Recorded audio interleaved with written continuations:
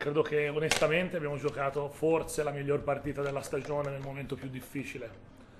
Questo la dice lunga sulla solidità di questo gruppo, soprattutto di questi giocatori che ringrazio perché si sono facendo delle scelte abbastanza forti. Abbiamo trovato un'unità di gruppo clamorosa. L'Umana Reyer ha dato ancora una volta prova di grande solidità, battendo Cremona 69-79 e conquistando la finale scudetto contro Sassari. È stata una partita controllata, soprattutto con grande attenzione e solidità difensiva, perché credo che abbiamo fatto una partita difensiva di altissimo livello, stando molto attenti alle caratteristiche, l'attacco è venuto di conseguenza, trovando spaziature importanti, con lucidità sempre per mettere la palla dove volevamo.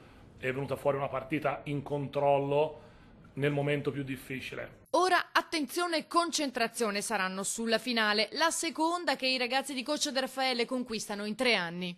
Adesso affronteremo questa finale con il mio amico Gianmarco, al quale vanno i complimenti, sono contento di farglieli di persona, avevo aspettato a mandargli un messaggio, anche se io però non bacerò nessuno. Sarà penso una bella finale e niente, stasera ce la godiamo perché ripeto, credo che sia un risultato clamoroso questo di essere arrivati in finale scudetto in questi 3 anni, veramente bello, sono contento, sono veramente felice proprio nel senso pieno della parola.